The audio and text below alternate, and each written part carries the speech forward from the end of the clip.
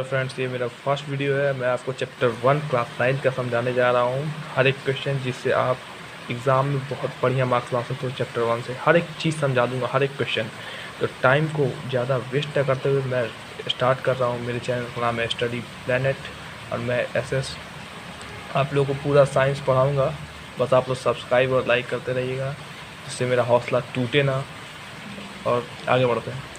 देखिए, important notes for exams. Melting point पहला question हर कोई जानता है। The temperature at which a solid melt to form a liquid at atmospheric pressure. ऐसा टेम्परेचर जिस पे सॉलिड कोई सॉलिड पार्टिकल्स मेल्ट हो जाए और लिक्विड बन जाए, यानी कि वो जो सॉलिड पार्टिकल है, देखिए, तो जो पिघलता है जो सॉलिड से लिक्विड में, जो सॉलिड पिघल के लिक्विड में आ जाता है एटमॉस्फेरिक प्रेशर पे, उसको मेल्टिंग पॉइंट कहते हैं हम। वाटर का मेल्टिंग पॉइंट कितना है आप लोग बताएं? 0 डिग्री सेल्सियस। अब आते हैं बॉइलिंग पॉइंट, यानी कि इसका एकदम उल्टा। The temperature at which a liquid to form vapours मतलब पहले ही बता दे रहा हूँ, गैस होता है। The temperature at which a liquid boils to form vapours at atmospheric pressure. अब इसमें लिक्विड बॉयल हो जाता है और क्या बनता है? वेपर, गैस में आ जाता है। वहाँ सॉलिड से लिक्विड हुआ और यहाँ लिक्विड से गैस हुआ। ये प्रोसेस देख रहे हैं, solid liquid gas. The temperature at which are liquid boil to form a vapours.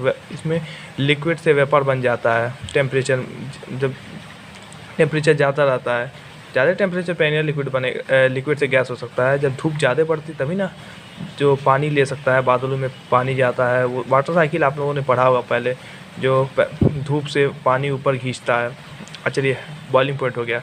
ऐसा टेम्परेचर जिस पे लिक्विड बॉयल्स हो जाए और वो गैस बन जाए, उसको क्या कहते हैं? Boiling point. चलिए, अभी मैं समझा दे रहा हूँ। सेल्सियस और केल्विन में अंतर एग्ज़ाम में आता है। Difference between Celsius and Kelvin आ सकता है। तो ये 0 डिग्री सेल्सियस में 273 केल्विन होता है, यानी कि 0 डिग्री सेल्सियस पे 273। अगर 100 डिग्री सेल्सियस पे कितना होगा? तो हम इसके लिए 100 इक्वल टू 273 में 100 में 273 को ऐड करके, यानी कि 373 केल्विन होगा, है ना। ये सेल्सियस से केल्विन में हम लोग। और अगर आपको केल्विन से सेल्सियस में चेंज करना है तो आप उसको माइनस कर सकते हैं। सेल्सियस से केल्विन में चेंज करेंगे तो +273 करेंगे, और केल्विन से सेल्सियस में चेंज करेंगे तो -273 करेंगे। साफ सीधी बात है, भूलिएगा मत। मैं आगे इस पे क्वेश्चन भी करा दूँ। तो देखिए, अब यहाँ पे आता है सब्लिमेशन। ये भी एक इम्पॉर्टेंट टॉपिक है। The change of solid directly into vapours on heating. Solid change होता है वेपर्स में, गैसेस में, हीटिंग के द्वारा। And of vapours into solid, और वेपर सॉलिड में चेंज होता है कूलिंग के द्वारा।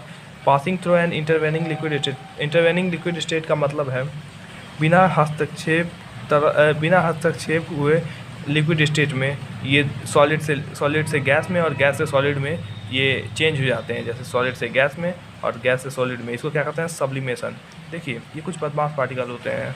सब्लिमेशन में सॉलिड से गैस में सीधे चेंज हो जाता है, वरना अगर देखा जाए तो साइकिल ऐसे चलती है, सॉलिड फिर लिक्विड फिर गैस। लेकिन इसमें सीधे सॉलिड से गैस में कुछ पार्टिकल्स होते हैं, जैसे कि कैम्फर को ले लीजिए, नेफ्थलीन बॉल आते हैं, आगे चल के आप पढ़ेंगे।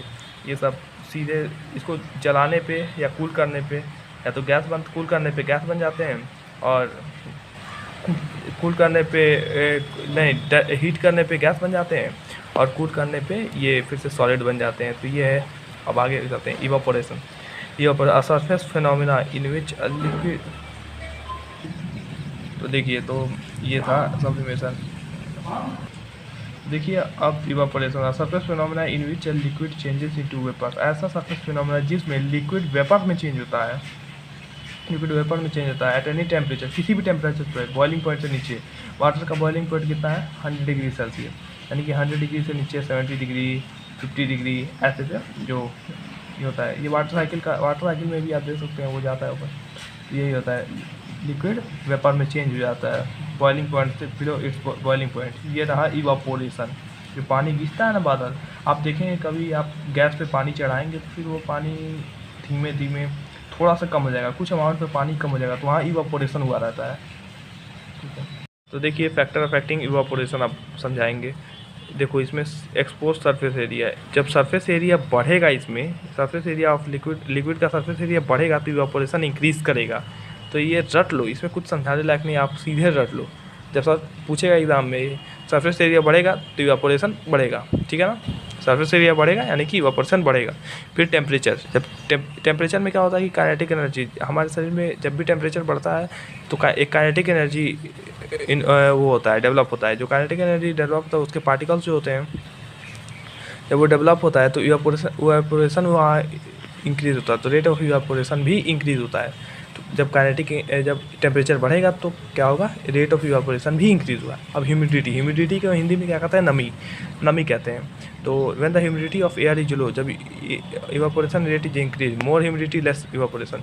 तो देखिए यहाँ पे जब ह्यूमिडिटी लो रहेगा, कम नमी रहेगा तो इवापोरेशन क्या होगा, हाई होगा, इंक्रीज़ होगा। और जब ह्यूमिडिटी ज़्यादा होगा तो इवापोरेशन लेस हो जाएगा, डिक्रीज़ हो जाएगा।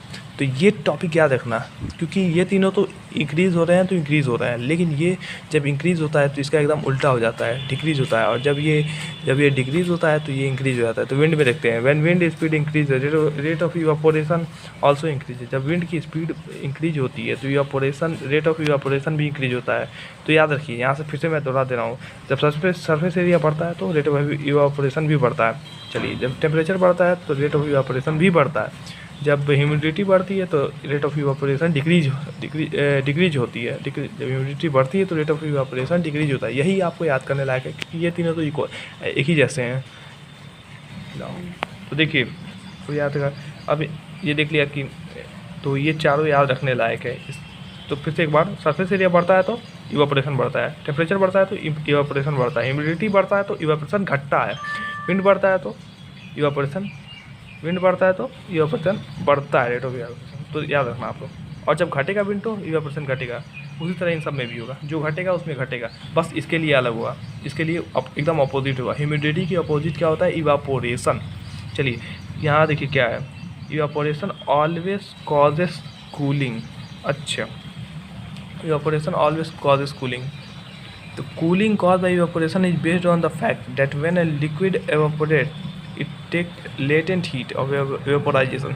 अब आपको लेटेंट हीट नहीं पता होगा, मैं बता रहा हूँ। लेटेंट हीट वो गुप्त ऊष्मा होती है, छुपी होती है किसी के अंदर, जो कि किसी सराउंडिंग से ली जाती है। मतलब आसपास, सराउंडिंग मतलब आपके आसपास कोई ऐसी चीज़ हो जहाँ जिसमें गर्मी हो किसी और आदमी में, या कहीं से गर्मी आपके शरीर के अंदर आई हो या किसी बॉडी के अंदर आई हो, तो वहाँ से latent heat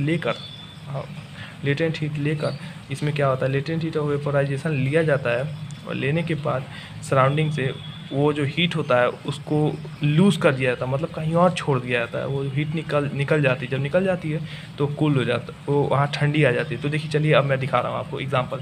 we should wear cotton clothes in summer to keep cool and comfortable as cotton is good absorber water. तो आप लोग जानते हो कि हम लोग गर्मी में कॉटन क्लोथ्स पहनते हैं कि नहीं पहनते हैं। तो किस लिए पहनते हैं, ताकि वो ठंडक बनाए रखे, कंफर्टेबल रहे हम लोग के लिए। क्योंकि हम ऐसा जानते हैं कि कॉटन जो है वो गुड ऑब्जर्वर है वाटर को एकदम ऑब्जर्व कर देता है।